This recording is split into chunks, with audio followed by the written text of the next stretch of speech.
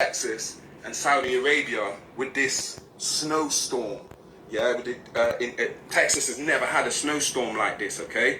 If you're asking me, that's a geo-engineered storm. We had the movie, what was it called? Geo whatever. It was kind of like a Day After Tomorrow movie that they brought out and showing you how they actually manufacture weather and can manipulate the weather in any area of the planet that they want to. Okay, so if you ask me, all of that ties into it. Texas and Saudi Arabia, and a lot of people coming forward from the US industrial military complex and other areas saying that, yo, this was a manipulated, man-made catastrophe that's happened to take out the infrastructure, which means food. Texas is one of the major food distributors for that part of the world, just like Saudi Arabia is one of the major distributors for oil in that part of the world. So they're attacking our infrastructure, you see what I'm saying, to create this food crisis and this energy crisis, and you can see what they're doing to manipulate us, okay? Now, also what ties into this is the fact that here in the UK, they've just announced that they're trying, this is false, they can't make the vaccinations mandatory, but what they can do is act like they're making them mandatory, because the sheep will just buy into it, say, oh, they're mandatory, and they will get they will get the idea that it's mandatory and they have to take it. And there's a lot of people that have got that impression. So now they're running to take this vaccine thinking that it's mandatory when it's not really mandatory. Yes, they are trying to coerce you and it's like push us into having the vaccine, but there's no way for them to make it legally mandatory. They can make it mandatory in your mind by the way they present it on newspapers and by the way they present it in the mainstream media, okay? Last week, I went into how in this new time that we're in these last days, this Armageddon, yeah, there's a lot more energy that's being brought into our solar system. So a lot of people are seeing at sunrise and sunset, there's no longer one sun. Some people are seeing two suns, yeah, and some people are seeing three suns. Now, we spoke about this years ago, talking about how the plan is, the Anunnaki's plan is to increase the energy in this quadrant of the universe. So they're going to use the black holes. You have primordial black holes, stellar black holes, and cosmic black holes. Three of them perform different functions. Yeah. Now, a galactic black hole, they are used to bring new suns from one quadrant of the universe into another quadrant of the universe. And we was talking about how the Anunnaki are going to bring two more suns into this quadrant of the universe to increase the energy, okay? So last week I was talking about how our cells are designed to hold energy. All information is energy. All information is just light from the electromagnetic spectrum. The way that we're wired and the way that we're coded, each one of our cells can hold a certain type of frequency or amount of light, or light can be changed with information. Same difference. Light is information. Every light ray that comes from the sun has information on it. That's why the plant can respond and grow and get nutrients from it, because there's instructions that are coming on every one of them light rays. Do you understand what I'm saying? So what I'm saying now is we're in a position on Earth where, because of that, we can hold more information. So now you're going to see an expansion of consciousness, because a lot more people, where before, let's just use a figure, say 50 people were woke, that might change to like 500,000 people now, because the cells are able to hold more light and a higher frequency of this information that's coming from the sun, okay?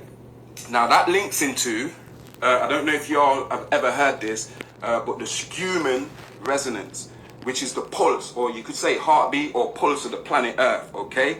Now the Schumann resonance is an electromagnetic grid that surrounds the whole Earth plane, okay? If you want to say globe, say globe. It surrounds the whole Earth, yeah? And it extends 60 kilometers from the Earth's surface up into the sky. Now, all electromagnetic frequencies operate in what's called the Schumann pulse. I call it the Tesla frequency because Tesla discovered it before him, but anyway, the Schumann pulse. So all thoughts, all information, all light travels within this grid, in this Schumann pulse, okay? Nikola Tesla found out that if somebody could manipulate the Schumann resonance, they could actually manipulate the consciousness of every being on this planet. They could mind control people. So when you see them coming with what you call ELW, which means extremely low wave, extremely low frequency wave, That's the lowest, dirtiest form of electricity. Do you understand? It makes pollution. It's a bit radioactive. It encourages low vibrational entities to incarnate on the plane anywhere where that's being used. That's why the ancients didn't really use that low frequency electricity. They'd rather use org energy. Org energy is any natural energy, like the movement of the earth produces energy. Movement produces energy. So just from motion, there's energy that you could use from the earth's motion without polluting anything. It's free. It's best form of energy. After that, you have what you call radiation. You can use radiation energy and sort of like solar energy and stuff. That pollutes only a little bit because it's radiation, but it's still much better than ELW, extremely low frequency waves. My point being, the reason they've given us all these smart devices, ELW smart devices, they're the portals that are going to encourage these entities to swarm on Earth. Look what these lot are using, all these, and they got us staring at these portals, bringing in these entities into this realm, yeah, using this low frequency energy technology. This is why they started putting up all these telephone masts. It's not just to run communication, it's to manipulate the Tesla resonance, to manipulate me and you, to tell us what to think, to tell us what not to think. All this is tied into the last days, okay? Now, if you go into, I said last time I was going to introduce us to some non-biblical texts, so we're not just stuck in the Bible, because I'm not a Bible person. I'm simply using the Bible because most people can speak Bible and understand what the Bible's saying. Do you understand what I'm saying? So rather than me say, let's talk about the end of days using Nile Valley teachings or using the Emerald tablets, it's more universal for me to use basic nursery language, which is the Bible, okay? So other texts, like the Nag Hammadi text, I don't know how much of you have ever heard of the Nag Hammadi text, okay? But the Nag Hammadi texts were discovered in Egypt in 1947, the same year that the Dead Sea Scrolls were discovered in the cave in Qumran. So you got the Dead Sea Scrolls and you got the Nag Hammadi text, and also that year 1947 was the year of Roswell. So all them three things are tied together. The crash in Roswell with the aliens, the Nag Hammadi text, which speaks about aliens and these archons and stuff, and the Dead Sea Scrolls, which speaks about the war between the sons of dark and the sons of light in the last days. All of that's relevant. The Bible is not the only scripture that talks about the last days. Do you understand what I'm saying? Or I should say the Abrahamic scriptures is not the only thing that talks about the last days in this kind. They got that from other cultures anyway. Do you understand? Everything in there, they ripped it off from somebody else and stuck it in their book to validate their God, their Jesus that they created. They stuck it in there to validate him. It doesn't mean because the Bible's got truth in there that speak about end of the world and Revelation and that it means it's validating Jesus. Truth ain't got nothing to do with no religion. Do you understand? Whether you find it in the Quran, whether you find it in the Bible, whether you find it in the Emerald tablets, truth is truth. It doesn't take a side, it doesn't need to. Do you understand? What we're seeing is that if something's in the Quran, Muslims say, yeah, well, this is ours, we're exclusive. If it's in the Bible, Christians think they're exclusive. If it's in the Torah, Jews think they're exclusive. But really and truly, they all taking that information from the same source and they stuck it in their books in a bit of a twisted form to justify their God or their faith or whatever. So let me go on. I'm saying you got the Emerald tablets, you got the Nag Hammadi text. The Nag Hammadi text speak about the archons, which is a group of extraterrestrials or fallen angels, watchers in the book of Enoch. And it speaks about how they're a demiurge. That means they're not really God, but they've convinced the world that they're gods. So they're portraying themselves as gods, you understand? But they're not really gods, yeah? They're just trying to tell me and you that they're gods, so we could worship them and sacrifice our children and sacrifice goats and all this crap to them. Do you understand what I'm saying? And also the Emerald tablets. The Emerald tablets speaks about how way back in the day there was a group of beings that appeared on Earth that looked like humans, but they wasn't human. Do you understand? They was wearing a disguise.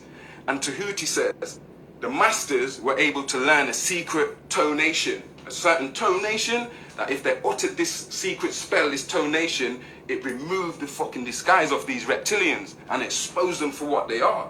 So the masters of old, Tahuti and them, Ashe to the Neteru and the ascended masters, they removed them. They evicted them off the face of the earth. But what they did is stay in the pockets of existence, like just outside the third dimension on the lower fourth. They're there. You know, like when them scientists have the little tub and they've probably got experimental mice or whatever in there, and you see the gloves built into the tub, and so the scientist comes and puts his hand in the gloves, and now he can fiddle inside of the tub. This is what these reptilians are doing. They're in the lower fourth dimension. Me and your bodies, they're body snatchers. They put their hands into our bodies and then walk around the earth, and you think it's a human, but that's some demon manipulating that Matt Hancock, or that Boris Johnson, or that Joe Biden, or that Kamala Harris. You see their eyes gone, the soul's gone. Do you understand what I'm saying? So I wanted to introduce you guys to a bit of the other texts that speak about the end of the world. Let me see if there's anything else. Sorry, let me say as well, the Emerald Tablets and the Nag Hammadi texts and the Dead Sea Scrolls, when they're telling you about these archons and this archonic force and these fallen angels or watchers, yeah, it's talking about the same group that's running around today in 2K21, sacrificing children, drinking their blood, yeah, making adrenochrome.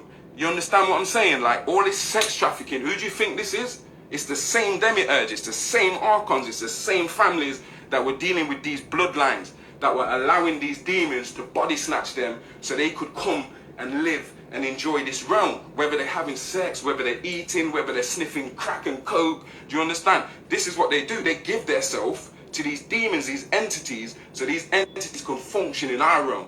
What we've seen now is not no longer just a few, like you have a few man like, what's his name, that everyone keeps singing his praise, Aleister Crowley, and Rasputin in Russia, and Madame Helena Blavatsky of the Theosophical Society. All of these kind of people are the people that were conjuring up these demons to give them a route back into this realm in modern times. And we're seeing the culmination of that now. And that's what it means when you read in Revelation, talking about the mark of the beast, and all of these books are talking about the same thing. What happened, humans tried to separate them and say, well, yours is wrong and mine's right. And he says, yours is wrong and mine's right. All of them have got mistakes in them, and all of them have got truth in them.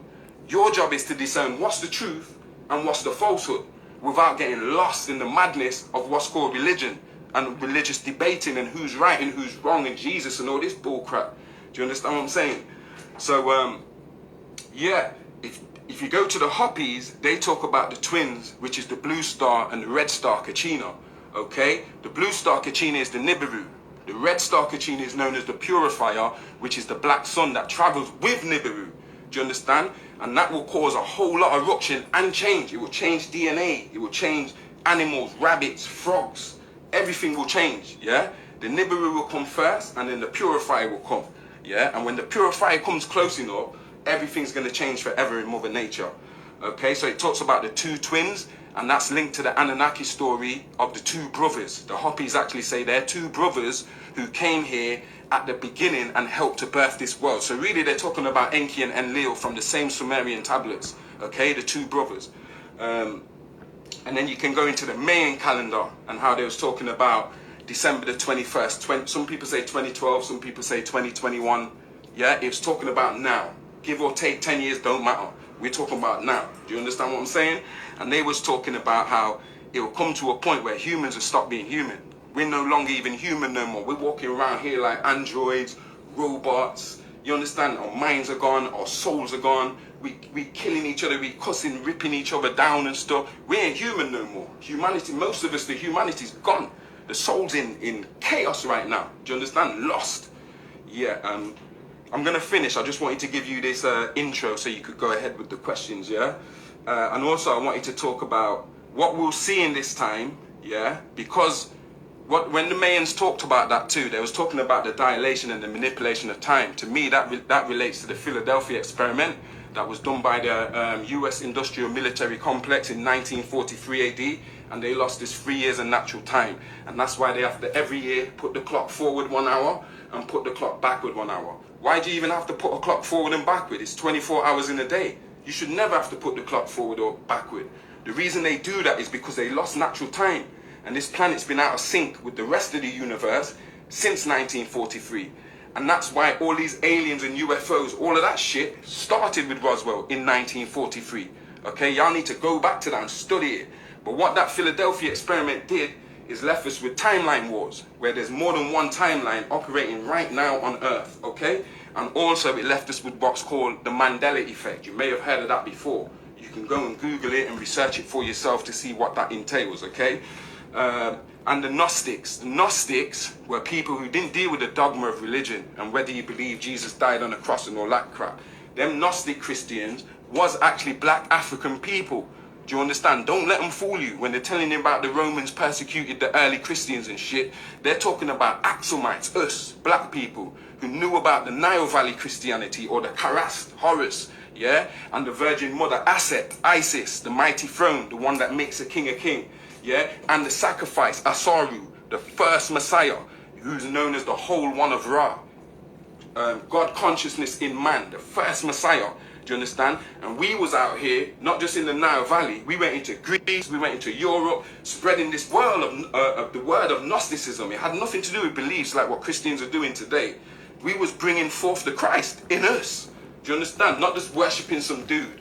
We was bringing forth that Christ in us. We knew that spirit dwelled in each one of us. Before the Romans took it and made it into that Roman Catholicism and all the denomination of Christianity that it's become today, through Paul of Tarsus, the fake disciple, that's a whole nother lecture again, yeah? And then lastly, the Roman Empire never finished. It rose again, it changed form. It thought, you know what, we can't sustain this shit. So what we're gonna do is just fuck off all that stuff, and what we'll do, we'll just rise again as the Byzantine Empire, and we'll deal with religion, Constantinople. We'll spread our power through spreading religion and killing off the indigenous spirituality of the world. All that other shit we did first, with the Romans trying to go on like pharaohs, that's not sustainable. So let's just let that die off and rise ourselves again as the Byzantine Empire. So that shit carried on. Do you understand? And then when you go to the Iraq wars, they were trying to release Gog and Magog. If you're familiar with the end of time prophecies, if you're from Christianity or if you're from Islam, yeah, you will be familiar with the term Gog and Magog. Or if you're Islamic, Juj, Majuj, same difference, yeah? That in the last days, this Gog and Magog is going to cause so much death and destruction on the planet. And according to the Quran, these guys were buried in the earth and sealed by Alexander the Goat, the Greek, yeah? He sealed them. This is according to the Quran. Not that I believe it or not, I'm just giving you it, yeah? And so they were supposed to be sealed in the earth by some big metal gate. So the word is that when they went to Iraq, they was trying to drop certain bombs where they think this gate is to release this Judge, this demiurge, these giants or whoever they are. So if you notice in the Afghan war, the Taliban were utilizing the mountains, the Tora Bora mountains, where they had tunnels going everywhere, underground and shit. So what the Americans did is say, listen, the base is under there.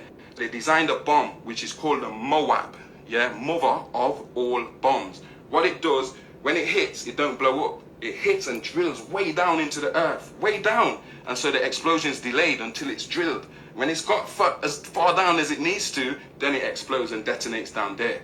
So what I'm trying to say, they was trying to open up something when they went to Iraq and started dropping their Moab bombs, yeah, and blowing up the underground. They're looking for some shit, just like when they went into the first place they went was the museums and started snatching statues and certain texts that talk about Nephilims and talk about, do you know what I'm saying? They started removing all of that stuff, okay? And that's basically, I just wanted to give that introduction before we went into the question and answer. So now I'm gonna go straight to these and I'm gonna start, anything I see as a question, a viable question, I'll just address it like that, yeah? We'll do it like that. So let me see what the first question is that I can see on here. Wow, there's a lot of names. I am blessed by the best. Hey, what's up? What's up, man? I'm good. Hotep. What's up, Jam Lucian? That's my soul family right there.